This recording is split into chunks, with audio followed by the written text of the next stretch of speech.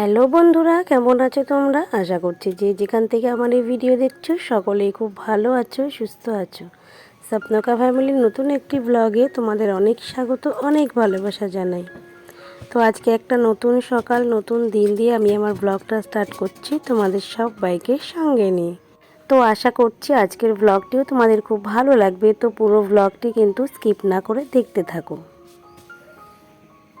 আজকে শনিবার, আর এখন ঘড়িতে সময় হয়েছে ওই সকাল 9টা মতো।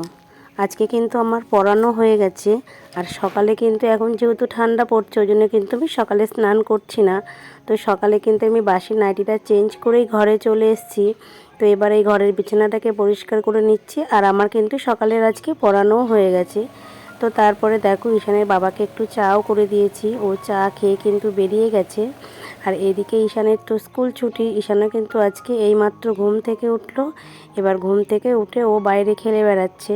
আর এইদিকে আমি কিন্তু ঘরটাকে এবার পরিষ্কার করে নিচ্ছি। তো দেখো বিছানাটা পরিষ্কার করে মোটামুটি মশারি টশারি আমি সব বক্সের মধ্যে রেখে দিই। কি বলো তো, হুটোপাটার সময় না এটাই আমার সুবিধা মনে হয়। যেদিন একটু সময় পাই ভালো করে গুছিয়ে রাখি, আর নয়তো এইভাবেই। ঈশানের 11টা থেকে পড়া আছে, তো এই কারণে আমি আজকে একটু সেদ্ধ ভাত করে নিয়েছি সকালে। তারপরে শনিবার আজকে নিরামিষ রান্না, দুপুরের রান্নাটা আমি স্নান করে পরে করব। তো এই কারণে সকালে একটু সেদ্ধ ভাত করেছি। 11টা থেকে ঈশানের পড়তে যাবে। তো ও যেহেতু ঘুম থেকে এখন উঠলো এই 9টা সাড়ে 9টা বেজে গেছে, এখন কিন্তু ও খাবে না, ওকে একবারে স্নান করিয়ে আমি খাইয়ে দেবো। ভিডিওর মাঝখানে ধন্যবাদ জানাই আমার সেই সকল বন্ধুদের যারা সুন্দর সুন্দর কমেন্ট করো আমার ভিডিওতে। তো তোমাদেরকে অসংখ্য ধন্যবাদ, এভাবেই আমার পাশে থেকো। আর তোমাদের কমেন্ট পড়তে আমার ভীষণ ভালো লাগে, আর তোমাদের এই সমস্ত কমেন্ট কিন্তু আমাকে ভিডিও বানাতেও মোটিভেট করে। তো তোমরা এইভাবেই দেখতে থাকো। তবে কি বলো তো বন্ধুরা, তোমরা যেমন আমাকে কমেন্ট করছো, তোমাদের কাছে আশা রাখছি তোমরা কিন্তু ভিডিও দেখে একটা লাইকও করে দিও। কি বলো তো, যে পরিমাণে আমার কমেন্ট আসে সেই পরিমাণে কিন্তু আমি লাইক পাই না। যাই হোক, তোমাদেরকে বললাম তোমরা আমার পাশে তো আছোই, আমি জানি সামনের দিনও আমার পাশে থাকবে, এভাবেই আমাকে সাপোর্ট করবে। আর আমি কিন্তু তোমাদের প্রত্যেকের ভিডিও দেখি, আর তোমাদের প্রত্যেকের ভিডিওতে কিন্তু আমি লাইক করি। তো যাই হোক বন্ধুরা, তোমরা এভাবেই আমার পাশে থেকো। তো দেখো তোমাদের সাথে কথা বলতে বলতে কম্বলটাকে ভাঁজ করছি, আর এমন সময় একজন ঠাকুমা এসছে ভিক্ষা নিতে। তো দেখো আমি কিন্তু একটা প্যাকেট দিচ্ছি। কি বলো তো, এই প্যাকেটের মধ্যে না আমার লক্ষ্মী পুজোর দিন যে পুণ্যপত্র দেওয়া হয় ঠাকুরের সামনে, সেই পুণ্যপত্রের চালটাই কিন্তু আমি ওই ঠাকুমাকে দিয়ে দিচ্ছি। কারণ কি বলো তো, আমার লক্ষ্মী পুজো যে ব্রাহ্মণ দাদা করেছে, সেই দাদা কখনোই এই চাল ফল কিছুই নিয়ে যায় না। তো শুধু বলবে চালটা কাউকে দিয়ে দিবি, না ফলগুলো বাচ্চাকে দিয়ে দিবি। তো দেখো এই চালটা আমার ঘরে একটা প্যাকেটের মধ্যে আমি রেখেই দিয়েছি এতদিন ধরে। দেখো লক্ষ্মী পুজো কবেই চলে গেছে। তো আমার না সত্যি কথা বলতে খেয়ালই থাকে না যে কেউ আসলে আমি দিয়ে দেব। তো এই কারণে মনে ছিল না। আর চালের মধ্যে যে আলুটা দিয়েছিলাম জানো তো, সে আলুটা পুরো গাছ হয়ে গেছিলো। আর আলুটাকে আমি বাইরে বার করে রেখেছি, আর ওখান থেকে পুরো ইঁদুরে নিয়ে খেয়ে খাটের কোনায় ফেলে রেখেছিল। তো এই হয়েছিল। তো আজকে চাল আর পয়সাটা আমি কিন্তু ওই ঠাকুমাকে দিয়ে দিলাম। তো দেখো এদিকে আমার দেওরকে বলেছিলাম দুটো গাছ দিতে, কি সুন্দর সুন্দর আমাকে দুটো গাছ দিয়ে গেছে, আরও দিয়ে যাবে, সেটাও তোমরা দেখতে পাবে। কি বলো তো, হঠাৎই একটু গাছ লাগানোর ইচ্ছে হলো আর কি। তো তারপরে দেখো আমি স্নান করে নিয়েছি, স্নান করে নিয়ে এই যে আমি পুজো দিয়ে নিচ্ছি। আর তার মধ্যে কি হয়েছে জানো, হঠাৎই আমার শ্বশুরবাড়ি থেকে ফোন এসছে, মানে আমার বড় যা ফোন করেছে। আমার বড় ভাসুরের মেয়ের বিয়ে ঠিক হয়ে গেছিলো, তোমাদেরকে বলেছিলাম যে মাঘ মাসের 10 তারিখে ওর বিয়ে। জানো তো কি হয়েছে, হঠাৎই ওর শাশুড়ি একটু অসুস্থ, একটু বলবো না অনেকটাই অসুস্থ হয়ে গেছে, যার জন্য ওনাকে ব্যাঙ্গালোরে পর্যন্ত নিয়ে যেতে হয়েছিল। তো যেদিন ব্যাঙ্গালোরে নিয়ে যাওয়া হয় সেদিন আমি আর যেতে পারিনি। তো আমার বড় জায়ের মেয়ে মানে আমাদের অঙ্কিতা, ওরা গেছিলো। তো আজকে না মানে কালকে রাতে ওর শাশুড়ি মাকে ব্যাঙ্গালোর থেকে নিয়ে আসা হয়েছে। ওনার অবস্থা সত্যিই খুব খারাপ।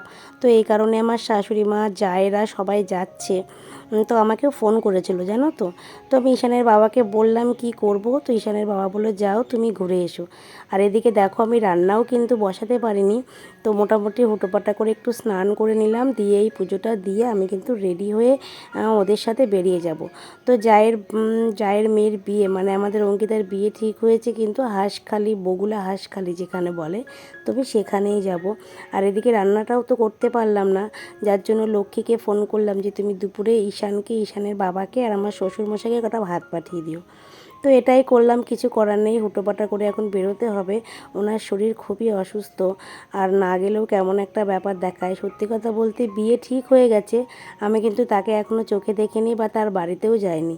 আসলে কি বলো তো, যেদিন অঙ্কিতাকে দেখতে এসে বিয়ে ঠিক হলো তারপরেই মানে সপ্তাহখানেক পরেই কিন্তু আমাদের যাওয়ার কথা ছিল। আর তারপরে যেহেতু শাশুড়ি একটু অসুস্থ হয়ে গেল, আমাদের কিন্তু আর যাওয়া হয়নি।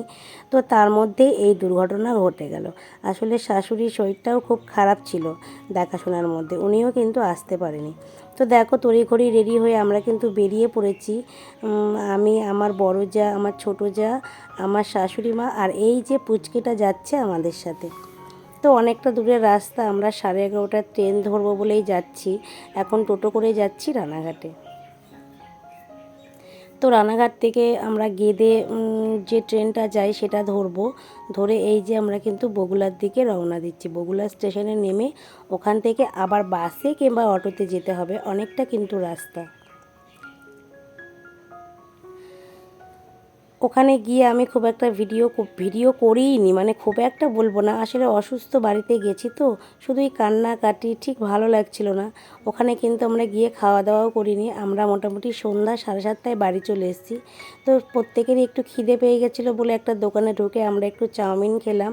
আর এদিকে আমরা তো চাউমিন খেয়ে নিলাম, কিন্তু শাশুড়ি মা উনি তো এসব খাবেন না, তো ওনাকে একটু পাউরুটি আর মিষ্টি কিনে দেওয়া হয়েছিল, মা কিন্তু সেটাই খেয়েছে। আর এই যে পুচকুটা খুব জ্বালাতন করেছে জানো তো, দেখো আবার মুখ ভাঙিয়ে দেবে, ওই দেখো এত দুষ্টু কি বলবো। যাই হোক, আমাদের বাড়ি আসতে আসতে 7:30 8টা বেজে গেছিলো, মাথার কি অবস্থা দেখো। তো আজকের ভিডিওটা আমি এখানেই শেষ করলাম, সবাই ভালো থেকো, সুস্থ থেকো।